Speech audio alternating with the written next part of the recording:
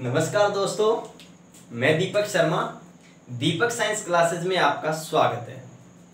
तो दोस्तों, इससे पहले वाले वीडियो के अंदर हमने परमाणु के मूल कणों के अलावा कुछ अन्य कणों के बारे में जानकारी प्राप्त की थी। जैसे पॉजिट्रॉन के बारे में अपन ने बात की थी, फोटोन के बारे में बात की थी, न्यूट्रिनो, एंटी न्यूट्रिनो, मेसोन, इन सभी कणों के बारे में हमने विस्तृत चर्चा की थी। और ये कण हमारे एग्जाम की दृष्टि से दोस्तों बहुत इंपॉर्टेंट है।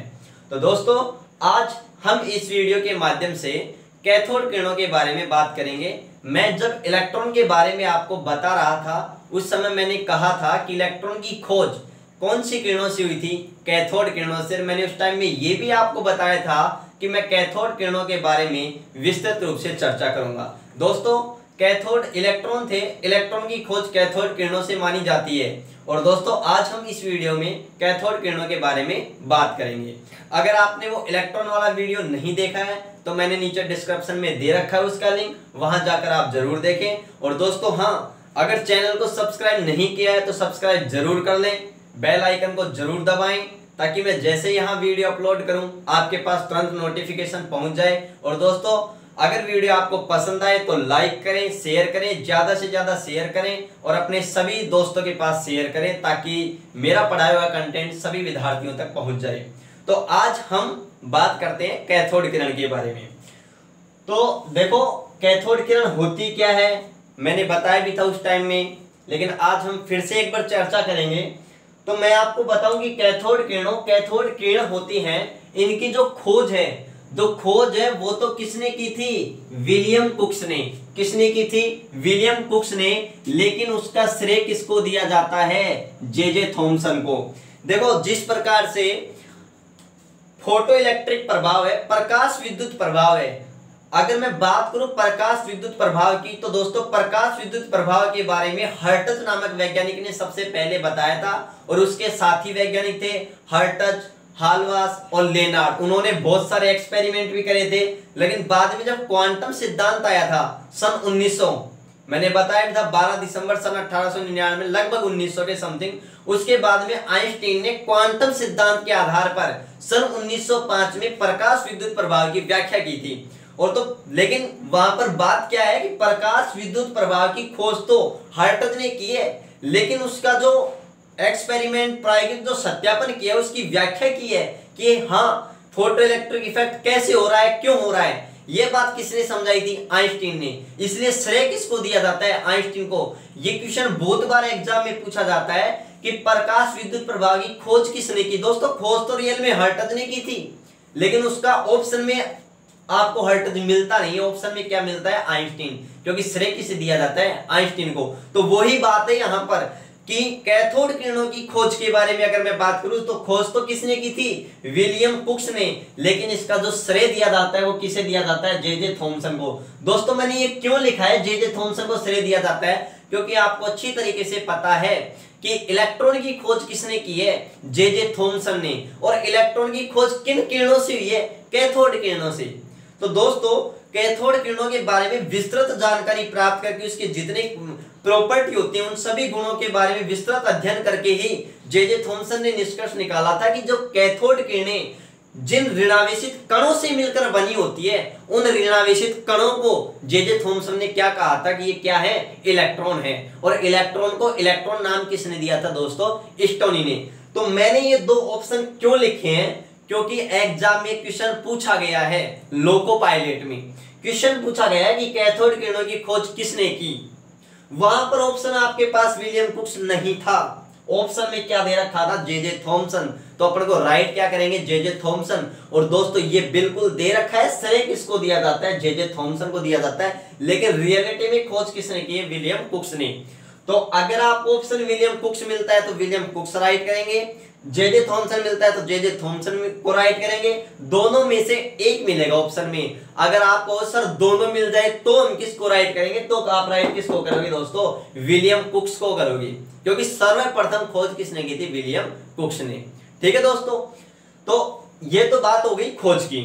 उसके बाद में मैं बात करूं कैथोड किरणें, मैंने आपको ये डायग्राम के माध्यम से समझाया था कि अपने पास एक विसर्जन नलिका है, इस विसर्जन नलिका में दो इलेक्ट्रोड है, एक है अपने पास कैथोड जो नेगेटिव है, कैथोड है पॉजिटिव है दोस्तों एनोड है। इनका दोनों का कनेक्शन एक हाई वोल्टेज की बैटरी से कर रखा था जिसका वोल्टेज लगभग 10,000 या उससे अधिक वोल्टेज का था।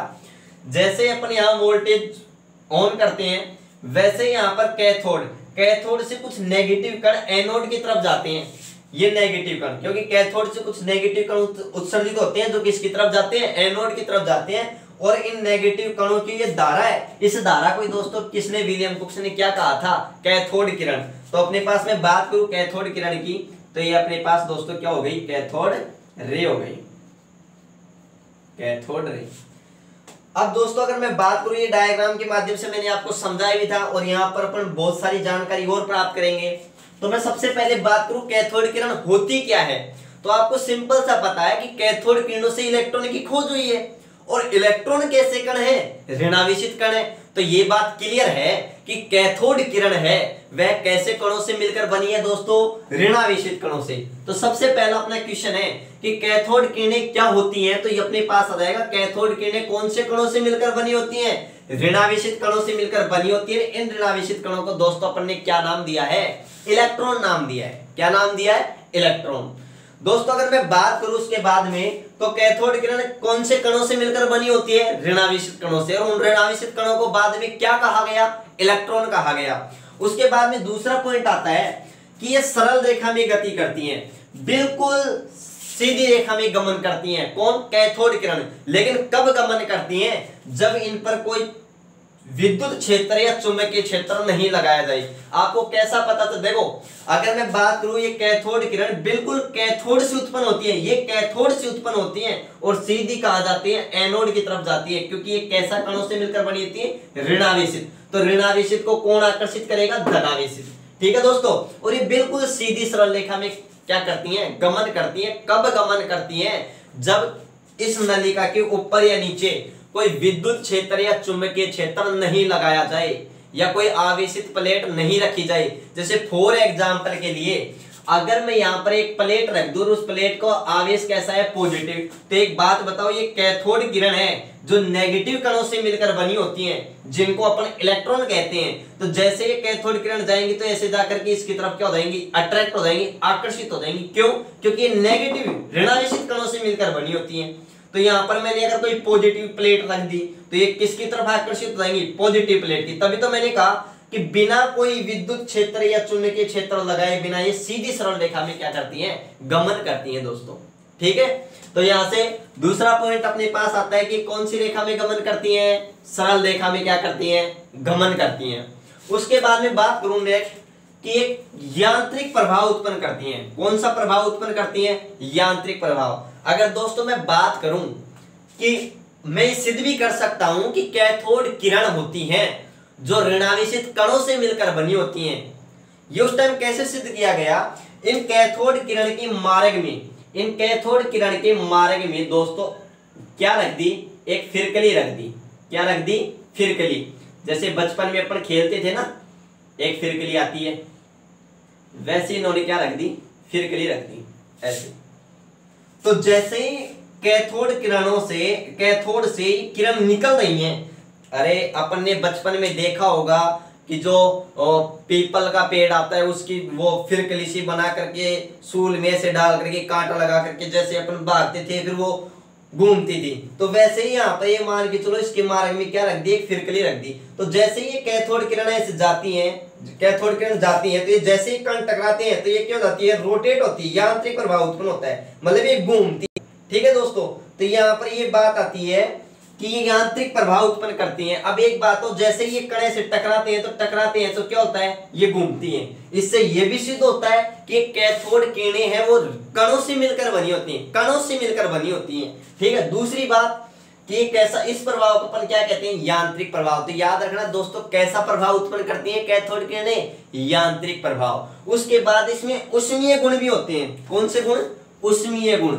उष्मीय गुण का मतलब ये है, अगर इनके मार्ग में कोई पतली धातु की परत रख दी जाए और ये गुजरती हैं, तो जैसे ये गुजरती हैं तीव्र वेग से गुजरती हैं, तो इनके कणों के अंदर जो गतिज ऊर्जा होती है वो गतिज ऊर्जा उस धातु की परत को दे दी जाती है, जिसके कारण वो क्या हो जाती है, गर्म हो जाती है। मतलब ये है कि इनके मार्ग में अगर कोई पतली धातु की परत रख दी जाए, चादर रख दी जाए या पन्नी रख दी जाए तो क्या हो जाती है, गर्म हो जाती है। इसलिए क्या कहा गया है कि इनमें कैसा गुण होता है, उष्मीय गुण भी होता है। तो अभी तक अपने क्या जाना है कि कैथोड किरणें ऋणावेशित कणों से मिलकर बनी होती हैं, जिन्हें क्या कहते हैं, इलेक्ट्रॉन कहते हैं। दूसरी बात, ये सरल रेखा में गति करती हैं, ये यांत्रिक प्रभाव उत्पन्न करती हैं। मतलब अगर मार्ग में कोई हल्की फिरकी रखी जाए तो वो क्या हो जाती है, घूमने लगती है। और ये उष्मीय गुण उत्पन्न करती है, मतलब मार्ग में कोई पतली चादर रख दी जाए, धातु की पतली पन्नी रख दी जाए तो क्या हो जाती है, गर्म हो जाती है। उसके बाद में बात करें दोस्तों कि ये फोटोग्राफ, ये प्रतिदीप्ति प्रभाव उत्पन्न करती है। प्रतिदीप्ति प्रभाव का मतलब ये है कि ये फोटोग्राफी प्लेट को क्या करती है, प्रभावित करती है। मैंने आपको बताया भी था कि जे थॉमसन ने देखने के लिए कि वास्तव में कैथोड से कोई किरणें आ रही हैं क्या, इसको देखने के लिए उन्होंने क्या किया, एनोड के पीछे जिंक सल्फाइड का क्या कर दिया था दोस्तों, लेप कर दिया था। ये प्रतिदीप्ति पदार्थ है, जैसे किरणें गिरती हैं तो चमक उत्पन्न होती है। मैंने बताया था ये चमक वैसे ही उत्पन्न होती है जिस प्रकार से अपन टीवी को जब ऑन करते हैं ना तो स्क्रीन पर जो झिरियां उत्पन्न होती है ना, वैसे ही चमक सी उत्पन्न होती है। तो मतलब ये फोटोग्राफी प्लेट को दोस्तों क्या करती है, प्रभावित करते हैं। अपने पास क्वेश्चन आ जाए कि कैथोड किरणों के लिए निम्न में से कौन सा कथन सत्य असत्य है, असत्य है। ये यांत्रिक प्रभाव उत्पन्न करती हैं, इनमें उष्मीय गुण होता है, ये ऋणावेशित कणों से मिलकर बनी होती हैं, ये फोटोग्राफी प्लेट को प्रभावित नहीं करती हैं, तो नहीं करती हैं। जबकि मैंने बताया था कि फोटोग्राफी प्लेट को क्या करती हैं, प्रभावित करती हैं। ठीक है, तो नहीं करती है, वो क्या हो गया, असत्य स्टेटमेंट हो गया, असत्य कथन हो गया। ठीक है, नेक्स्ट बात करूं मैं, इनमें आयनन क्षमता होती है। आयनन क्षमता का मतलब ये है, मैंने ये भी बताया था, इस विसर्जन नलिका के अंदर कुछ गैस भरी होती हैं। ये कैथोड किरणें इन गैसों का क्या कर देती हैं, आयनन कर देती हैं। उन गैसों को आयनन में विभाजित करती हैं, उनका आयनन कर देती हैं, आयनों में तोड़ देती हैं। गैसों को आयनों में तोड़ना गैसों का आयनीकरण कहलाता है। तो मतलब ये गैसों का क्या कर देती हैं, आयनीकरण कर देती हैं। ठीक है ना दोस्तों, इसलिए इनमें मैं बोल सकता हूं इनमें क्या होती है, आयनन क्षमता होती है। नेक्स्ट में बात करूं, ये इंपोर्टेंट क्वेश्चन है, बहुत अच्छा क्वेश्चन है कि जब कैथोड किरणें किसी भारी धातु से टकराती हैं तो कौन सी किरणें उत्पन्न करती हैं। तो दोस्तों क्या बताओगे, एक्स किरणें। याद रखना, बहुत बढ़िया क्वेश्चन है कि कैथोड किरणें किसी भारी धातु से टकराती हैं तो कौन सी किरणें उत्पन्न करती हैं। तो क्या बताओगे दोस्तों, कौन सी किरणें उत्पन्न करती हैं, एक्स किरणें। और दोस्तों मैं आपको बता दूं, एक्स किरणें की खोज बहुत इंपॉर्टेंट क्वेश्चन है। एक्स किरणें की खोज दोस्तों किसने की थी, रोंजन नामक वैज्ञानिक ने, विल्हेम रोंजन नामक वैज्ञानिक था। उन्होंने 1901 में किसकी खोज की थी, एक्स किरणों की खोज की थी। और आपको मैं बता दूं, नोबेल पुरस्कार का नाम आपने सुना होगा। सबसे पहले नोबेल पुरस्कार किसको, किस वैज्ञानिक को मिला था, वो वैज्ञानिक था रोंजन नामक वैज्ञानिक, विल्हेम रोंजन, जिन्होंने एक्स किरणों की क्या की थी दोस्तों, खोज की थी। किसकी खोज की थी, एक्स किरणों की। इंपोर्टेंट क्वेश्चन एग्जाम में पूछा जाता है, एक्स किरणों की खोज किसने की, तो क्या बताओगे, रोंजन नामक वैज्ञानिक ने, विल्हेम रोंजन इनका पूरा नाम था। 1901 में इन्होंने एक्स किरणों की खोज करके नोबेल पुरस्कार सर्वप्रथम सबसे पहले प्राप्त करने वाले व्यक्ति बने थे। तो सबसे पहले नोबेल पुरस्कार भी रोंजन को मिला था, किस खोज के लिए, एक्स किरणों की खोज के लिए। तो दोस्तों याद रखना, आपसे क्वेश्चन पूछा जा सकता है, इंपॉर्टेंट क्वेश्चन है कि जब कैथोड किरणें किसी भारी धातु पर टकराती हैं तो कौन सी किरणें उत्पन्न होती हैं, एक्स किरणें। नेक्स्ट बात करूं, ये धातु की पतली पन्नी या चादर में से क्या हो जाती है दोस्तों, गुजर जाती है। देखो ये क्वेश्चन इतना कोई खास इंपॉर्टेंट नहीं है, ये इसकी जानकारी बस इतनी बात बताता है कि ये कैथोड किरणों को अगर कोई पतली धातु की पन्नी पर डाला जाता है तो उसको क्या कर देती हैं, भेद देती हैं, उसके आर पार क्या हो जाती हैं, गुजर जाती हैं। ठीक है दोस्तों, नेक्स्ट बहुत अच्छा क्वेश्चन है कि कैथोड किरणें हैं, कैथोड किरणों का जो वेग है ना वो वोल्टेज परिवर्तन पर डिपेंड करता है। मतलब इसका मतलब ये है कैथोड किरणें कितनी वेग से गति करेंगी। अगर यहां से वोल्टेज का मान जितना ज्यादा बढ़ाऊंगा, वोल्टेज का मान मैं जितना ज्यादा चेंज करूंगा, मतलब बढ़ाऊंगा, ठीक है ना। तो इन कैथोड किरणों का वेग भी दोस्तों क्या हो जाएगा, बढ़ जाएगा। ये कैसा चिन्ह है, समानुपाती का। समानुपाती का मतलब है साथ साथ, मतलब साथ साथ बढ़ाऊंगा और साथ साथ घटाऊंगा। वोल्टेज परिवर्तन को अगर मैं बढ़ाऊंगा तो वेग भी बढ़ेगा, ठीक है। और अगर वोल्टेज परिवर्तन को मैं कम करूंगा, डिक्रीज करूंगा, तो वेग भी क्या हो जाएगा, डिक्रीज, कम हो जाएगा, ठीक है दोस्तों। उसके बाद में मैं बात करूं, ये विद्युत व चुंबकीय क्षेत्रों द्वारा क्या होती हैं, विक्षेपित हो जाती हैं। तभी तो मैंने कहा कि ये विद्युत क्षेत्र, ये जो कैथोड किरण है वो विद्युत क्षेत्र, एक तो विद्युत क्षेत्र, एक चुंबकीय क्षेत्र। अब आप कहोगे सर विद्युत क्षेत्र चुंबकीय क्षेत्र क्या होते हैं, मैं आपको एक टॉपिक पढ़ाऊंगा विद्युत चुंबकीय तरंगे, उनमें मैं बात करूंगा आपसे विद्युत और चुंबकीय क्षेत्र के बारे में। याद रखना ये दोनों की दोनों सदिश राशियां हैं, ठीक है। तो विद्युत क्षेत्र एवं चुंबकीय क्षेत्र की अनुपस्थिति में, मतलब जब यहाँ पर विद्युत क्षेत्र और चुंबकीय क्षेत्र नहीं लगाया जाए तभी ये सरल रेखा में गमन करती हैं। अगर लगा दिया जाए, अगर देखो मैं क्या कह रहा हूं, कैथोड किरणें हैं वो सरल रेखा में क्या करती हैं, गमन करती हैं। लेकिन वो गमन कब करती हैं, जब यहाँ कोई ना तो विद्युत क्षेत्र लगाया जाए ना ही कोई चुंबकीय क्षेत्र लगाया जाए, तब तो ये सरल रेखा में गमन करती हैं। अगर लगा दिया जाए तो यह उधर विस्थापित, उस दिशा में, उस डायरेक्शन में विस्थापित हो जाती हैं जिधर क्या हो जाता है, पॉजिटिव, जिधर क्या कौन सी प्लेट होती है, पॉजिटिव। क्यों, क्योंकि ये खुद कौन सी, जो कैथोड किरणें हैं वो खुद कौन से कणों से मिलकर बनी होती है, नेगेटिव। तो नेगेटिव का किधर आकर्षण होगा, जिधर कौन सी प्लेट होगी, पॉजिटिव प्लेट होगी, ठीक है। तो ये याद रखना है, विद्युत और चुंबकीय क्षेत्रों द्वारा क्या होती है, विक्षेपित हो जाती है, मतलब इनकी उपस्थिति में इनका मार्ग क्या हो जाता है, विचलित हो जाता है, ये सीधी सरल रेखा में गमन नहीं करती हैं। उसके बाद में मैं बात करूं दोस्तों, इंपोर्टेंट क्वेश्चन है, मैंने कहा भी था जब मैंने प्रोटॉन की खोज, मैंने बताया था केनाल किरण, एनोड किरणों के बारे में, तब मैंने कहा था कि जो एनोड किरण है या केनाल किरणें हैं उनकी जो प्रकृति है वो उस नलिका में भरी गैस की प्रकृति पर डिपेंड करती है, निर्भर करती है। जबकि मैंने क्या कहा था कि कैथोड किरणों की प्रकृति नलिका में भरी गैस, एक तो दोस्तों नलिका में भरी गैस और एक कैथोड के पदार्थ, इन पर निर्भर नहीं करती है। तभी तो मैंने कहा था कि इनके लिए, इलेक्ट्रॉन के लिए E/m का मान, मैं दोस्तों यहां से थोड़ा साफ कर रहा हूं। अगर मैं बात करूं, देखो यहां से मैं क्या समझा रहा हूं आपको, मैं ये समझा रहा हूं कि जो कैथोड किरण है, कैथोड किरण के लिए अगर मैं बात करूं तो इनके लिए E/m का मान दोस्तों क्या होता है, कांस्टेंट मतलब स्थिर या नियतांक, या मैं बोल सकता हूं नियत बोल दूं या मैं बोल दूं स्थिर बोल दूं। क्यों होता है, क्योंकि इनकी जो इन किरणों की जो प्रकृति होती है ना, वो नलिका में भरी गैस और कैथोड के पदार्थ की प्रकृति पर निर्भर नहीं करती है, इसलिए इनका E/m का मान किसके समान होता है, इलेक्ट्रॉन के समान ही होता है। और कितना होता है मैंने बताया भी था, 8.76 इंटू 10⁻11 कूलाम प्रति केजी। मैंने कहा था किलोग्राम में लूंगा तो 11, और अगर मैं किस में लूंगा, ग्राम में, तो 10⁸ आ जाएगी। मैंने ये भी कहा था ना, क्यों, किलोग्राम में ग्राम में चेंज करेंगे तो हजार मतलब 10⁻3, ये नीचे बटा में है तो ऊपर जाएंगे तो माइनस में, 10⁻11 प्लस में, और 10⁻−3 तो क्या बच जाएगी, 10⁻+8।